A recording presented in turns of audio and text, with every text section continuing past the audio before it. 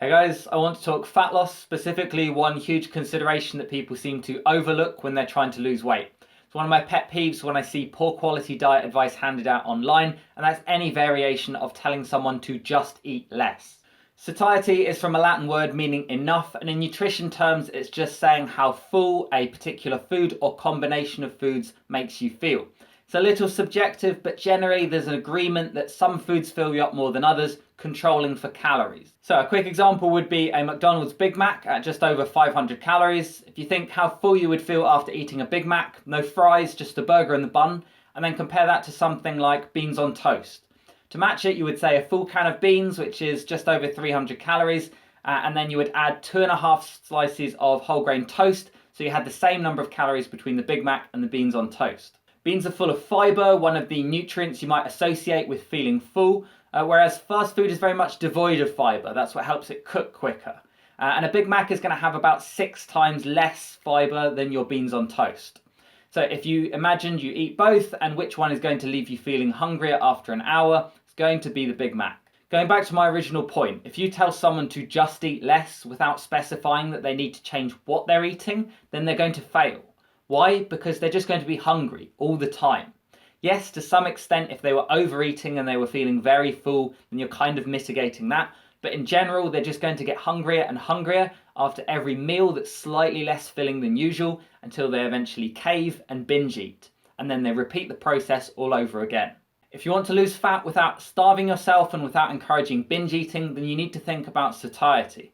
It might not be obvious what the best foods are, so here's a 1995 research paper which looked at creating a ranking system. They took 38 foods, fed them to a dozen people, and asked them how full they felt every 15 minutes for the following 2 hours.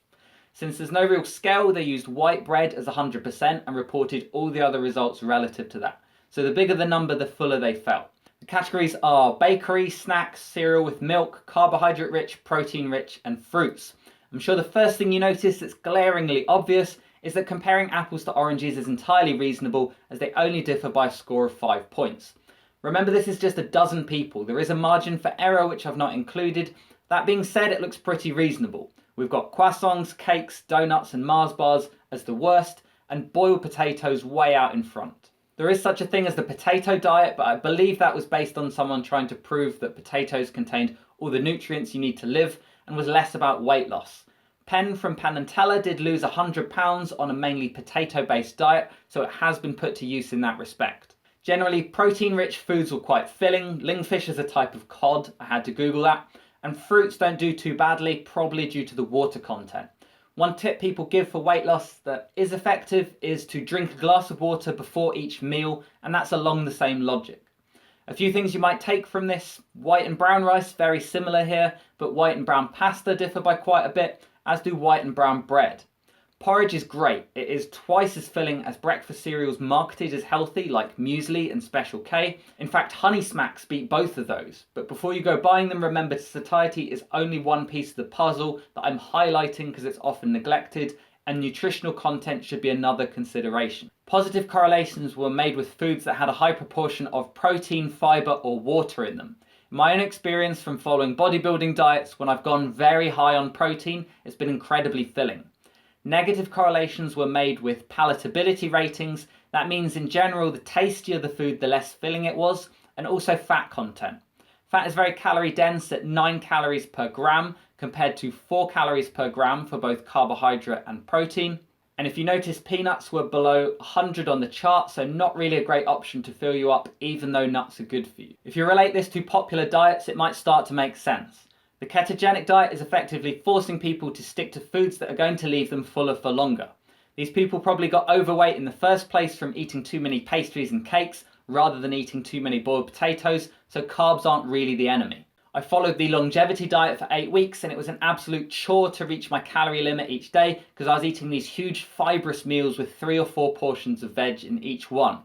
Vegetables sadly don't make this list from the study, but I would imagine because of their fibre content that they'd be very filling per calorie. The main conclusion here is that depending on the foods you eat regularly, you might be averaging 80 on the scale, so you're eating lots of foods that don't fill you up, which is why you're overeating calories in the first place.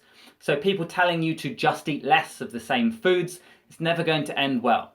Instead, if you're dropping calories by 20%, you could shift the average satiety rating from 80 up to 100 and beyond by making better food choices, and you won't even notice the extra hunger.